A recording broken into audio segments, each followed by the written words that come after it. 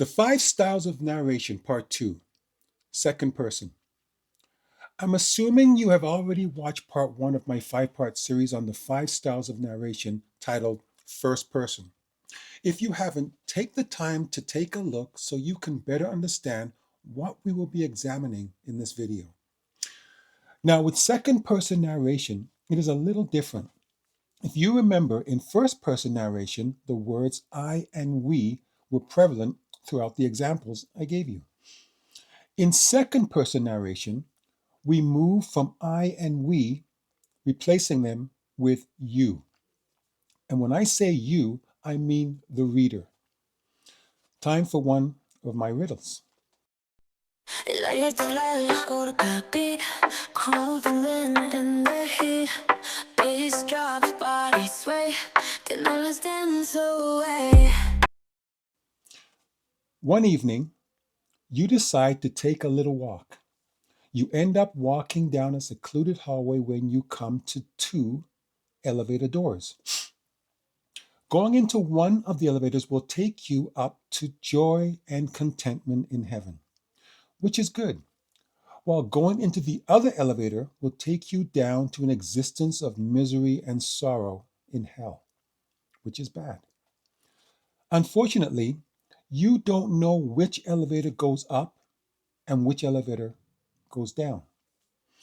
Suddenly, both elevator doors open and inside are twin brothers. It turns out they know where each elevator leads. But you have a problem. You discover that one of the brothers always lies, while the other brother always tells the truth. And you have another problem. You don't know which brother is the liar and which brother tells the truth. To help you discover which elevator leads where, you are allowed to ask one single question to only one of the brothers to help you figure out which is the good elevator. Today, I'll talk about the importance of second person narration, and then I'll tell you what question you should be asking.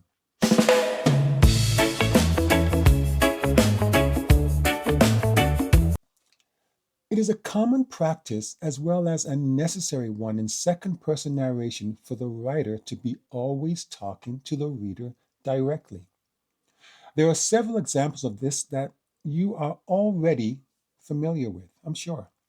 For example, advertising. If you've ever wanted a good deal without having to travel too far for it, come on down to Kitchen and Accessories. We have just the item you've been looking for, hundreds of models at your fingertips. You'll never get a better deal anywhere else. Another example is instructional.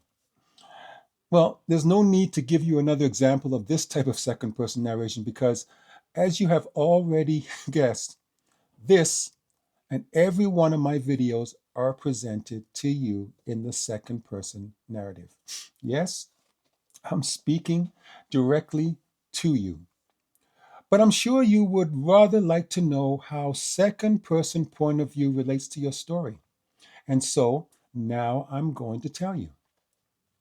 The first thing you need to know is that although it is very common in advertising and instruction, it is the least common of all the other points of view.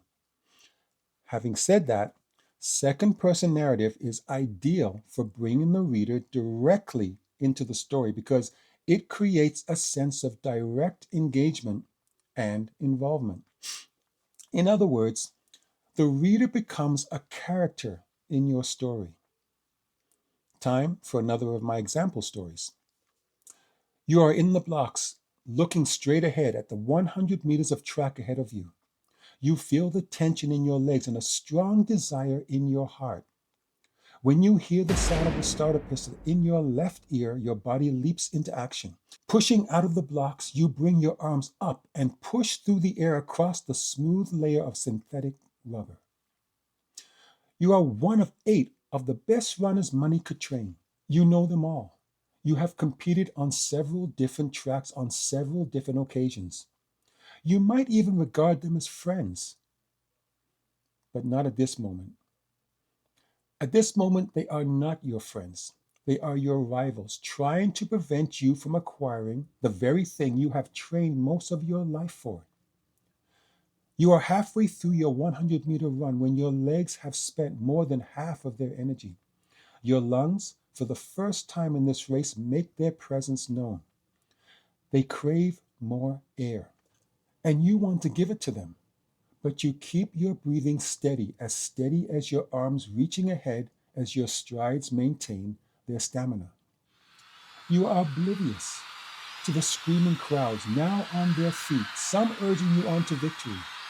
Your only concern is the finish line, appearing closer with every breath you make, every stride you take. Your mouth has suddenly become dry as you take in as much air as your lungs can handle.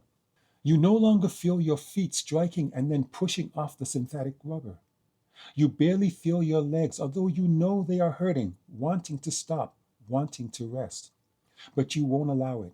You remind yourself that your competitors, your friends, have to be feeling everything that you are as they battle their own way to the finish, which means they are also feeling that great desire to reach that finish line first, a desire you each brought with you onto the track. You are now just a few strides from the end, just a few strides from achieving that victory and giving your body the rest it's crying out for. You can feel your heart beating harder in your chest. Your arms continue to reach for the air in front of you, but you can no longer feel them. You only glance them out of the corner of your eyes as your focus remains on one thing and one thing only: the tape that is stretched across the finish line.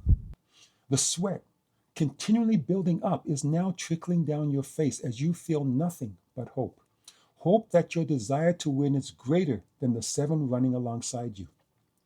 Just two final strides from being able to allow your body the chance to rest, allowing your legs some relief and your lungs the ability to catch up to your desires. With one final stride separating you from your dream, you continue to ignore your body's pleas as you remain focused on your one and only goal. You know the crowds are increasingly excited, but the growing ringing in your ears is muffling their screams. You may be experiencing a slight dizziness, but at this point, you don't care. You look ahead to the tape in front of you. The fact that it's still there tells you that the race isn't over. You are still in contention. You are spent, running purely on adrenaline and desire. You've asked a lot from your body since you leapt out of those blocks, but you need to ask for a little more. You've convinced yourself that anything less than first place might as well be last. As you take your last stride, striking the synthetic rubber one last time, you let out a body contorting yell. You have tuned your body well, and its response is favorable.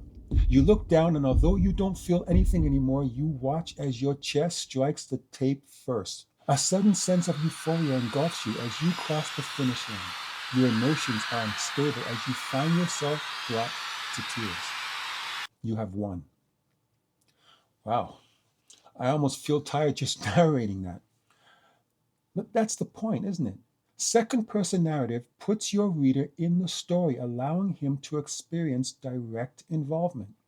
It allows your reader to feel what it is like to be part of the story they are reading. But keep in mind, using second person narrative for your entire story isn't very practical.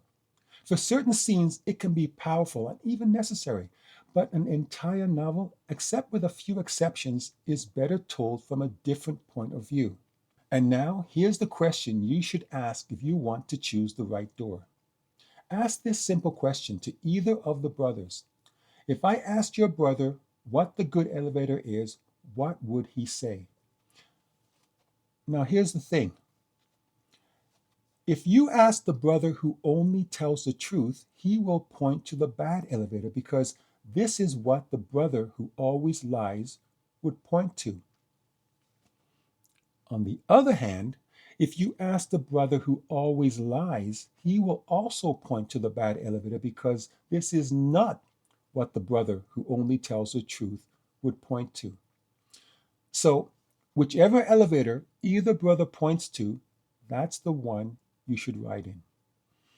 Thanks for watching, and if you found anything I said beneficial to you in any way, hit that subscribe button because you never know. My next video might just be helpful too. Like the flash, go to copy, crawling in the heat. Bass drops, body sway, can understand so